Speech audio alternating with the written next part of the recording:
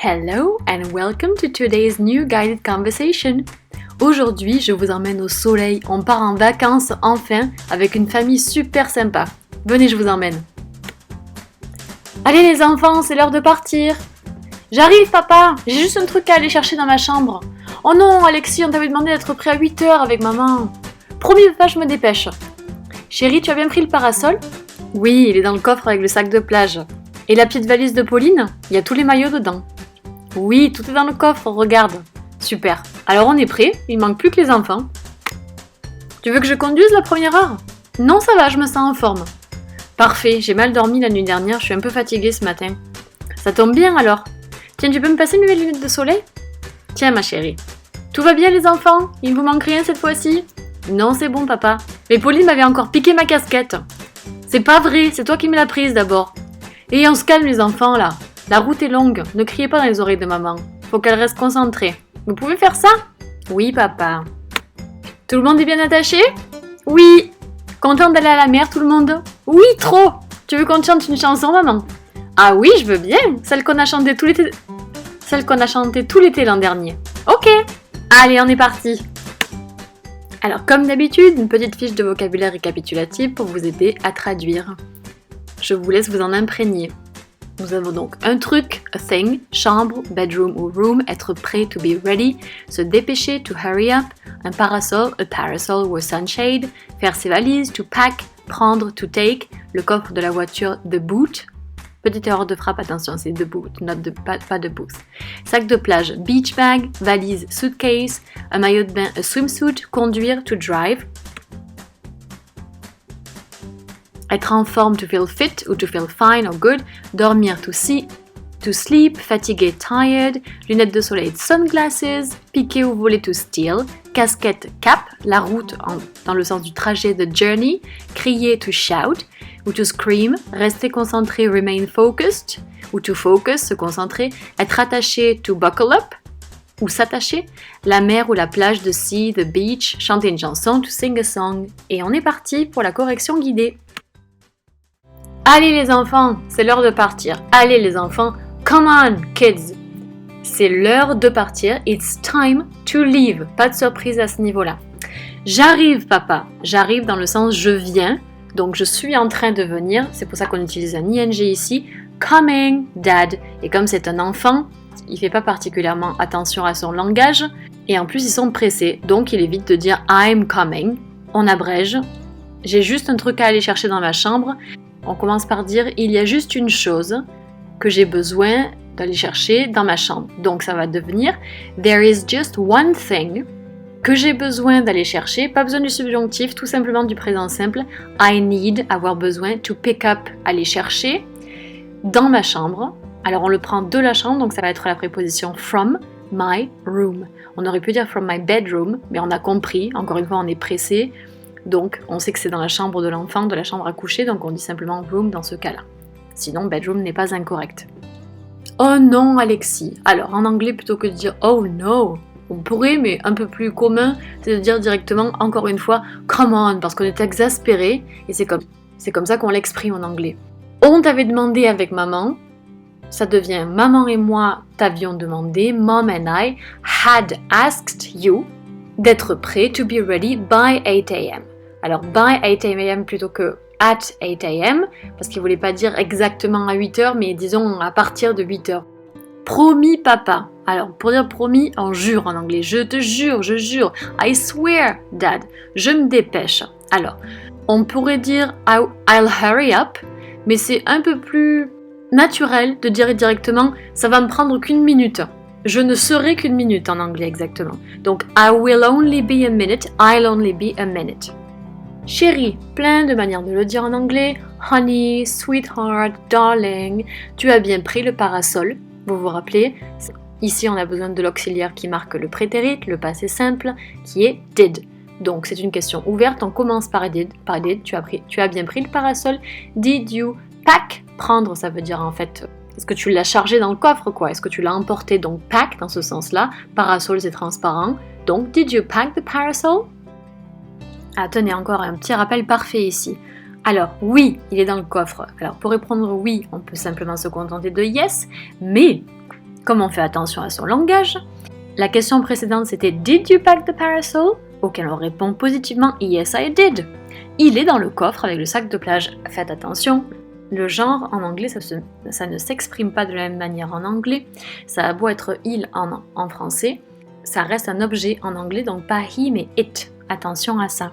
Il est dans le coffre avec le sac de plage. It is in the boot, le coffre, avec le sac de plage with the beach bag. Et la petite valise de Pauline, alors pour demander, et qu'est-ce qu'il en est de la petite valise de Pauline en fait? Alors, what about? Et enfin, alors petite valise, bon, on a compris que c'était la valise d'un enfant, donc en anglais là, on n'aura pas besoin de le préciser. Donc on dira simplement what about Pauline's suitcase? Là on a un beau petit possessif, on en profite, la valise de Pauline, on inverse, Pauline's suitcase. Il y a tous les maillots dedans, on dira plutôt tous les maillots sont dedans, all the swimsuits are in there. Dedans, à l'intérieur, on précise bien la petite préposition in pour être plus authentique. Are in there. Alors le mari répond oui. Bon, il commence à être un peu exaspéré, donc yes, ça suffit. Pas besoin de s'étendre ici. Tout est dans le coffre, regarde. Alors, on précise, l'anglais est très descriptif. J'ai tout mis dans le coffre, regarde. I put, mettre, everything in the boot. Look. Et ça tombe bien parce que put, mettre, ça ne change pas au prétérit. C'est toujours put, put, put. Ça ne change à aucun temps. Super. Alors, brilliant ou alors great ou fantastic. Ah, on est soulagé, donc on l'exprime de cette manière-là. Alors on est prêt. Then, alors, we are all set ou all ready to go. On est tout prêt, par contre, n'oublie pas le petit all au milieu. Il ne manque plus que les enfants. Bon, en anglais, on traduit directement par tout ce dont nous avons besoin, c'est les enfants maintenant. All we need, avoir besoin, is the kids now. The kids or the children. On passe à la deuxième partie de notre traduction. Tu veux que je conduise la première heure? Alors plutôt que de passer directement au verbe vouloir, do you want me to drive? On peut dire do you want me to drive, mais c'est une famille qui est polie entre elles, on va dire. Donc il se demande, est-ce que tu aimerais que je conduise? Would you like me? Un petit conditionnel de nouveau. To drive, directement, on suit toujours le conditionnel d'un infinitif. Would you like me to drive? La première heure, on dit pour la première heure, for the first hour. Non, ça va. No, I'm fine, ça va. Je me sens plutôt en forme. I'm feeling pretty fit, pretty energetic today. Parfait. Then that's brilliant, that's perfect. J'ai mal dormi la nuit dernière, on va plutôt dire je n'ai pas bien dormi la nuit dernière. I didn't sleep well last night. Didn't, puisque vous avez la marque du passé qui est contenue dans le didn't, dans notre auxiliaire ici, vous n'avez pas besoin de conjuguer le verbe sleep au passé, ensuite quand ça suit une négation, déjà au passé. I didn't sleep well last night. Je suis un peu fatiguée ce matin, I'm a bit tired, ou alors I'm a bit sleepy, ça dépend dans quel état de fatigue vous êtes. Si c'est fatigué en général, tired, si vous êtes par contre un peu ensommeillé, vous êtes sleepy. Pour ça tombe bien alors, dans ce cas-là, ça veut dire, bon ben, c'est du bon timing quoi. On a bien synchronisé, donc on le dit effectivement, good timing then. Tiens, tu peux me passer mes lunettes de soleil? Hey, could you pass my sunglasses please? En anglais, pas besoin de préciser me passer. On dit directement could you pass my sunglasses please? Si elle veut vraiment être plus directe et qu'elle n'utilise pas l'auxiliaire could, elle peut demander directement pass my sunglasses. Par contre, pour être plus courtoise et pour éviter que ça passe comme un ordre, elle pourra dire will you? Elle se projette dans le futur lorsqu'il va lui passer effectivement ses lunettes. Donc, elle utilise l'auxiliaire du futur. Will you? En gros, tu veux bien? Tiens, ma chérie. Here, darling. Vous vous rappelez? Voici mon passeport. Here is my passport. Tiens, ma chérie. Here, darling. Tout va bien, les enfants? Everything okay, kids? Bon, même pas besoin de poser la question en entier. Is everything okay, kids? Bon, là, ils sont plus détendus, ils sont en famille, tout le monde est monté, donc on est plus relaxé, donc on peut se détendre un peu même dans le langage. Everything okay, kids? Il ne vous manque rien cette fois-ci. Anything missing ou anything left now? Vous voyez, c'est le même principe, on abrège la question, encore une fois, on a compris à qui ça s'adressait.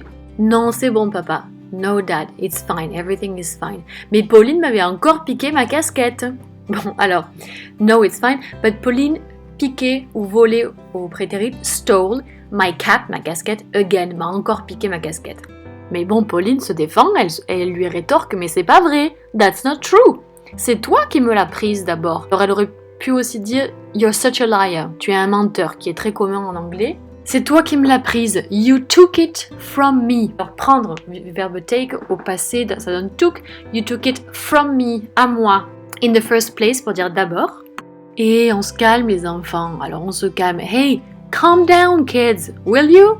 Will you c'est comme tout à l'heure. Pass me my sunglasses. Will you? Là c'est pareil, on leur demande vous voulez bien? Will you?